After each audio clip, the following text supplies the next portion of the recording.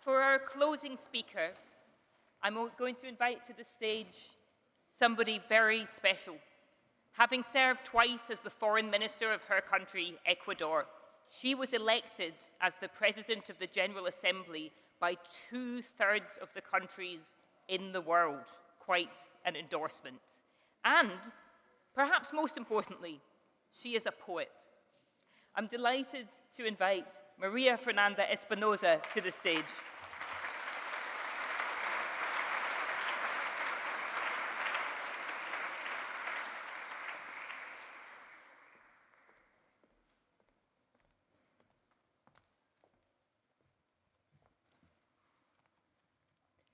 Well, thank you, Jane, for the very generous introduction.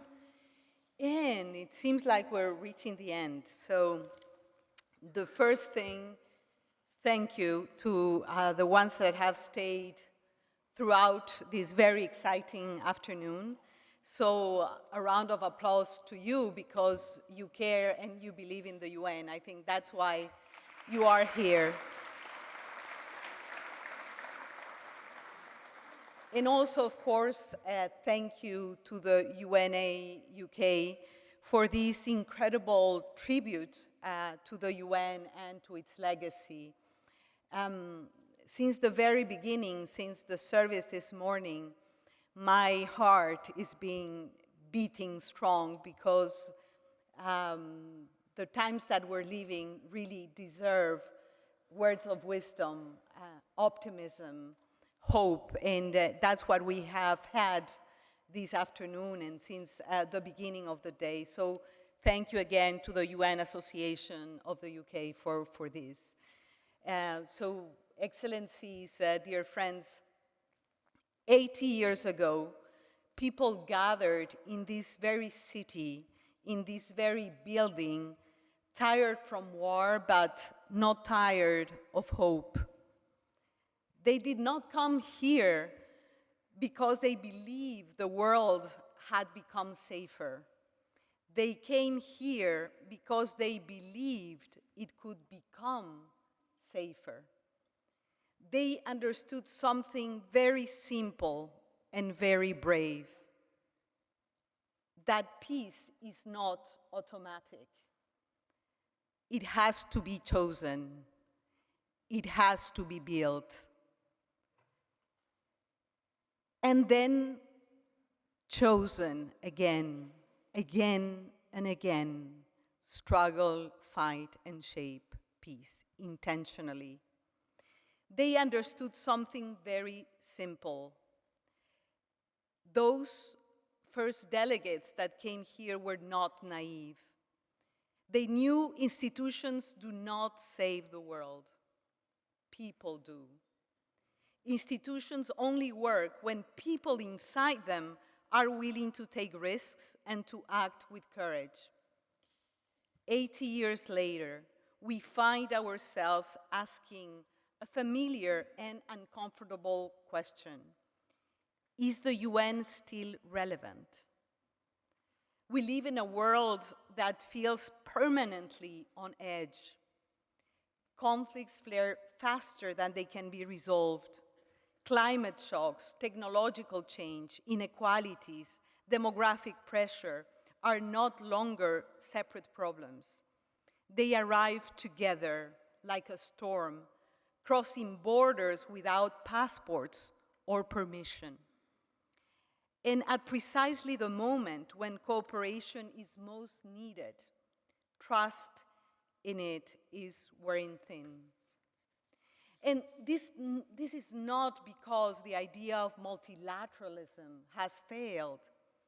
Our world is still deeply, inescapably interconnected.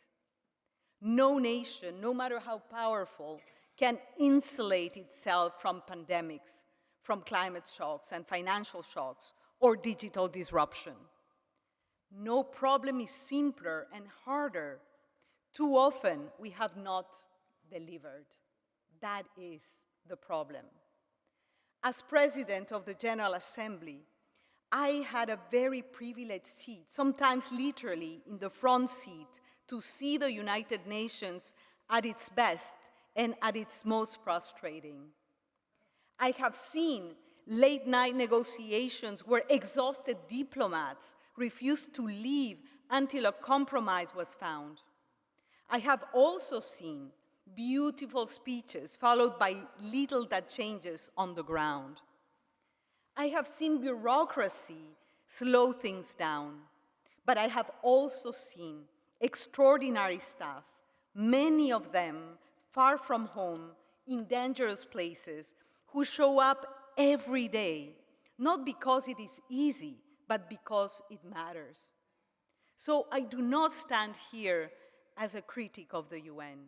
I stand here as someone who believes deeply in its potential, and just as deeply in its need to change and be transformed. The real change before us is not how to preserve this institution, it is how to evolve it. Let me offer 3 shifts, practical ones, that I believe are no longer optional. First, we need to go from process to outcomes. We are very good at producing things, reports, resolutions, mandates. Sometimes I think that paper alone could have saved lives. If paper alone could save lives, we would have solved every crisis by now. But success is not measured in pages. It is measured in lives saved.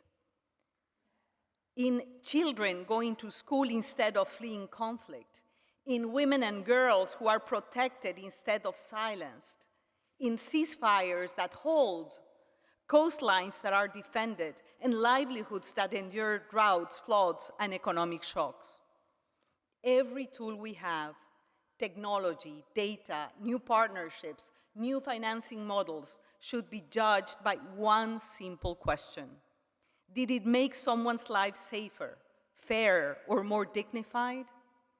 If the answer is no, we should be brave enough to change course.